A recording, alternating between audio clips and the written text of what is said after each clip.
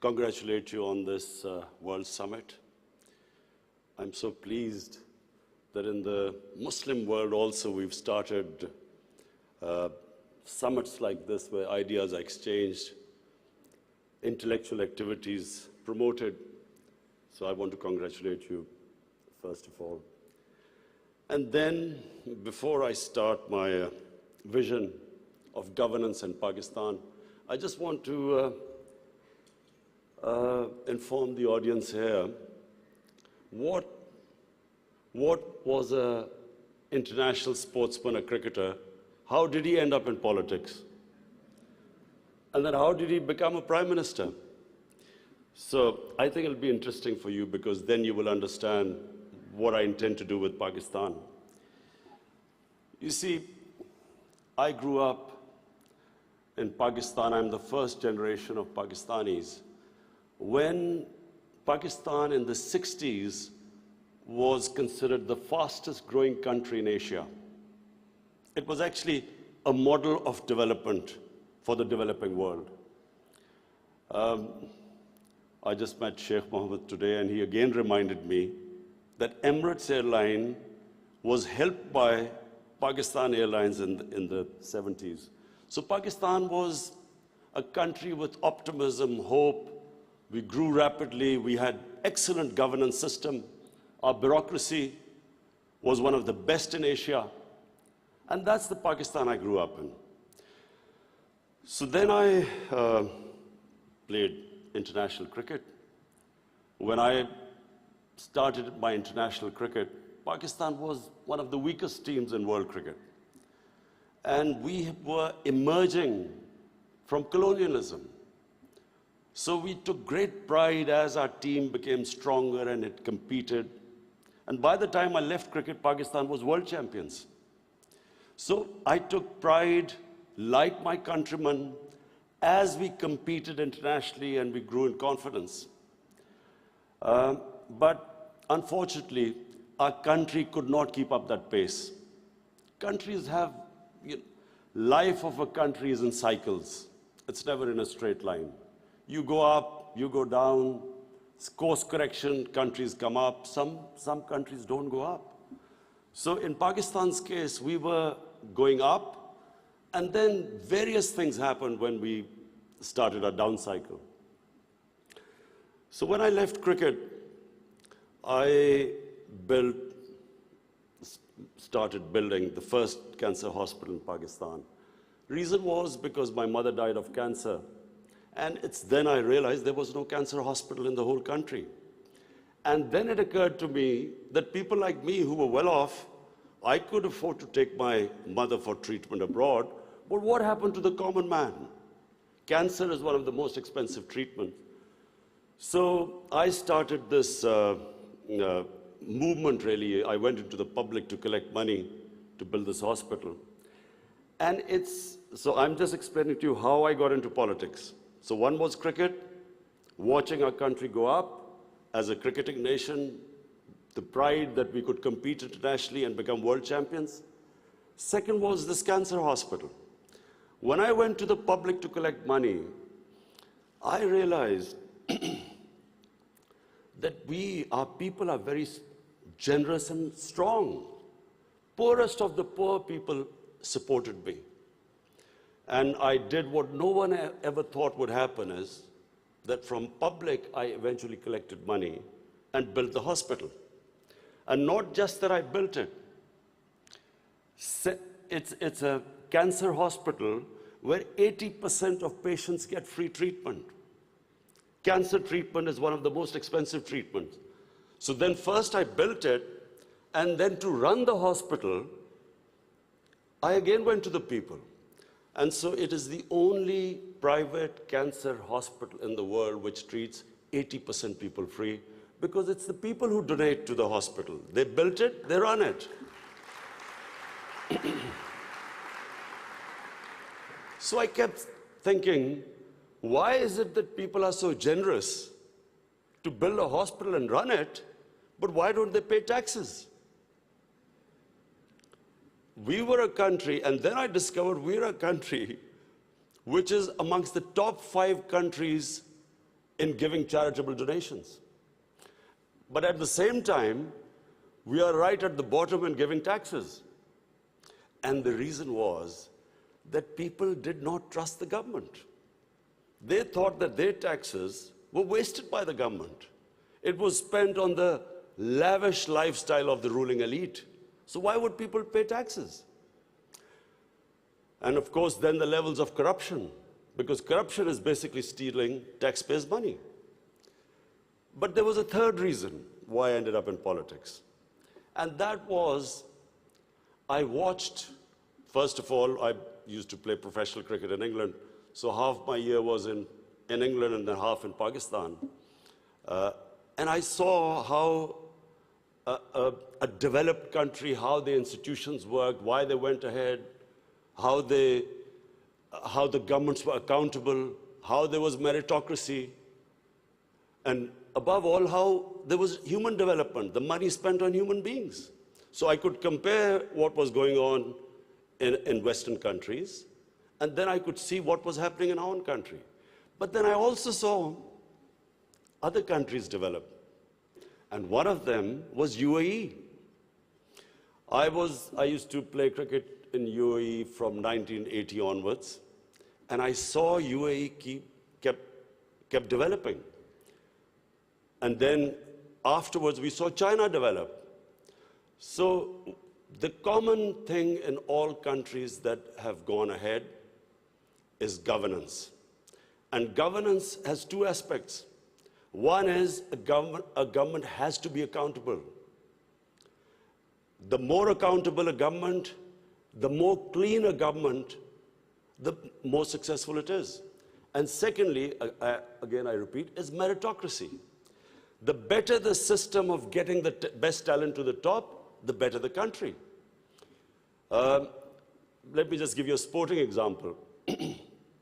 Australia is the most successful cricketing country in cricket history of over 200 years, because Australia has the best system of bringing its talent up.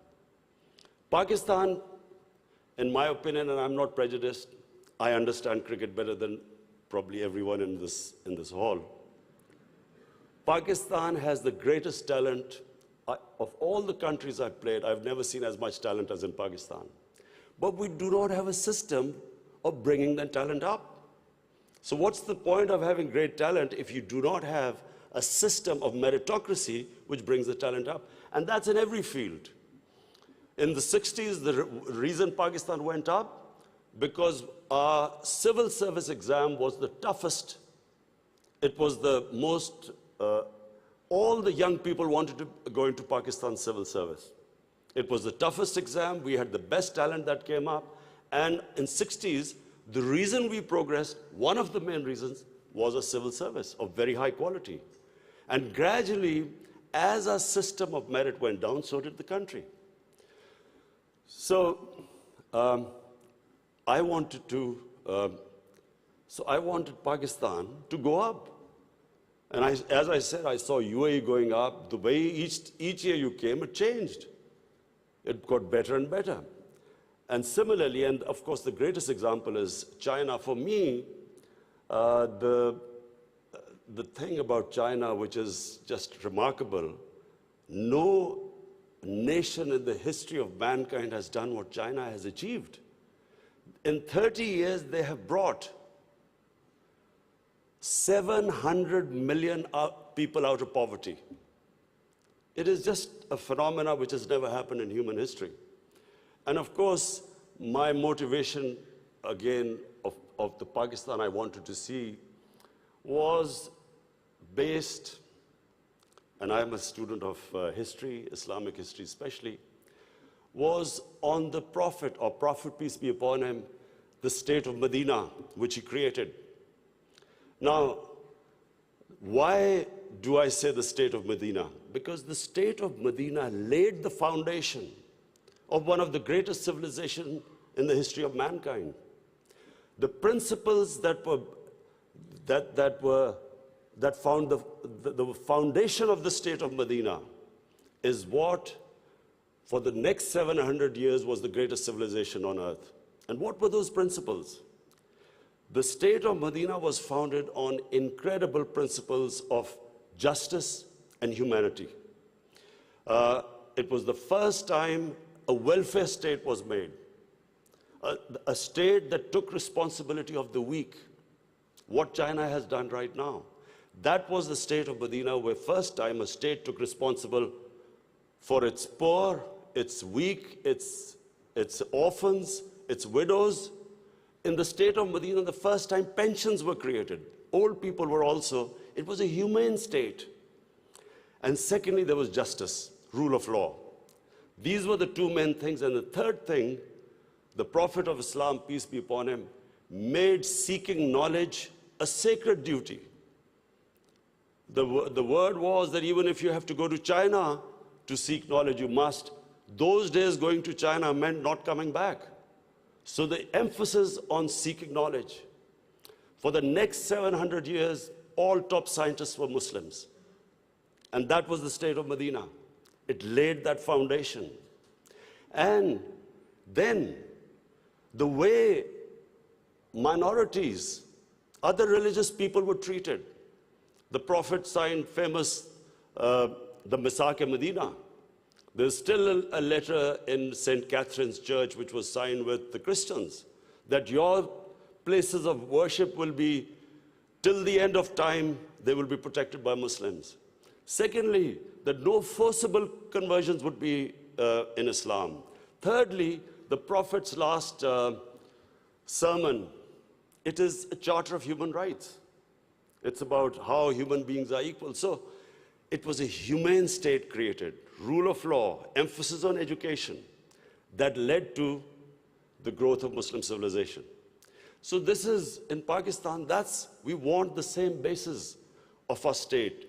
The rise of what I believe, the way our country will rise, it will go back to those principles. We must, number one, have rule of law, everyone equal before the law. State must be accountable. We must have a welfare state where the state must take responsibility of its poor people.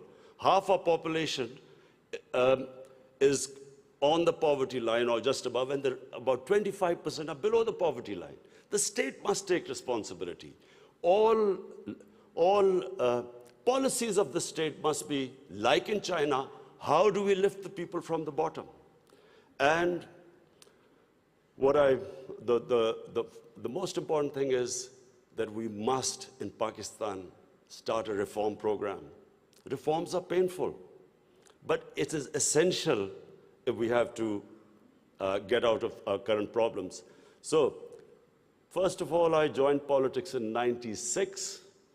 From '96 to 2013, there was a very small party. Most of the time, it was one step up and 3 steps down. The first election I contested, we were wiped out. Second election, 5 years later contested, we had only 1 seat. Third election, we boycotted, and most of the time people made fun of me, thought we would never make it, because I'm an outsider. I wasn't from the political class. But one big lesson from sports which I learned, you only lose when you give up. So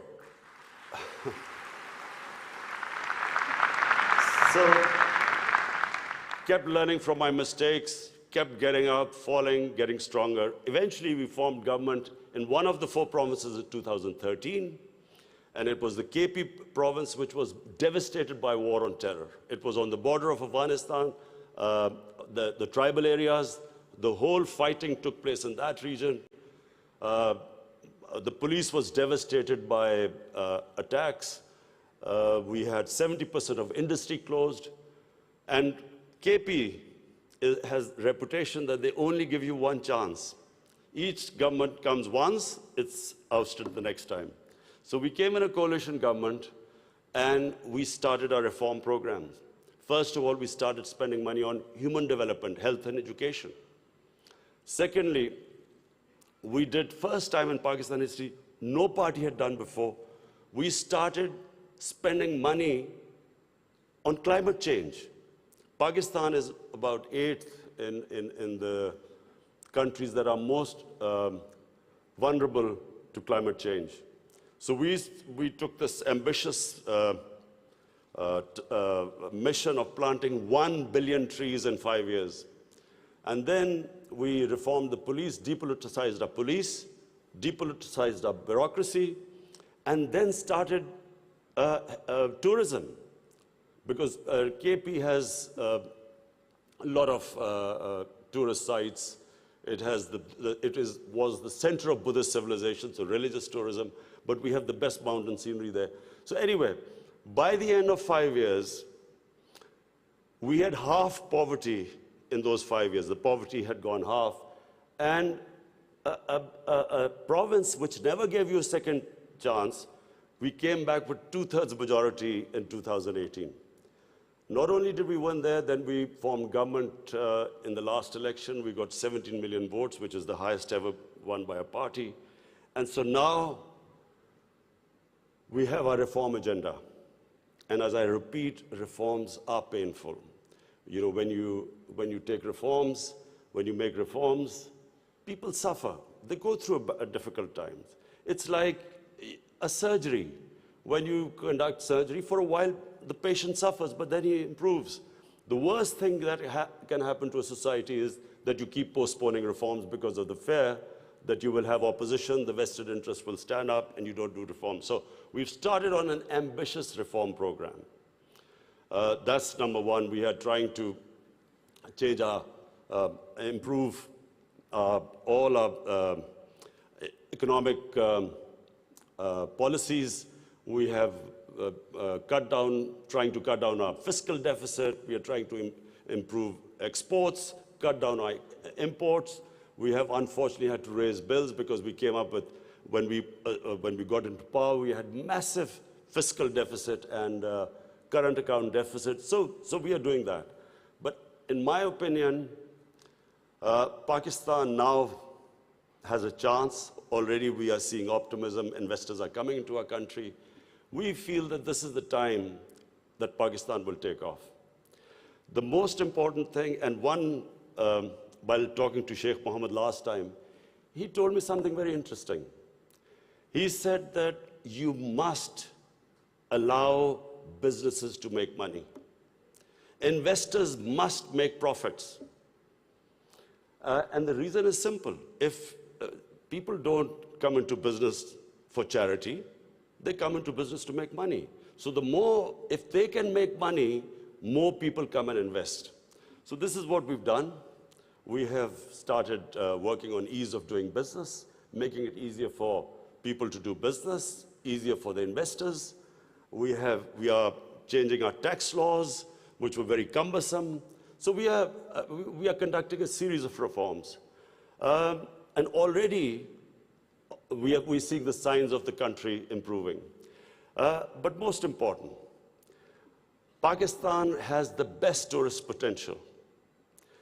At the moment, we have hardly any tourism compared to other countries. But Malaysia, with just beach tourism and resorts, Malaysia has $22 billion it makes from tourism. Turkey, with beach and historical sites, beach tourism, Turkey has $42 billion from tourism. Now, Pakistan has probably one of the best mountain scenery anywhere in the world. Half the world's highest peaks are in Pakistan. Pakistan has 1,000 kilometers of coastline. Pakistan has the oldest historical monuments, probably as old as anywhere in the world. We have Indus Valley civilization, which is 5,000 years old. We have Peshawar, the oldest living city in the world, 2,500 years. Lahore and Multan, ancient cities.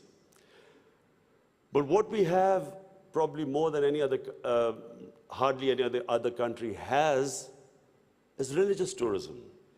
We have, for Muslims, we have the Makkah and Medina of the Sikhs.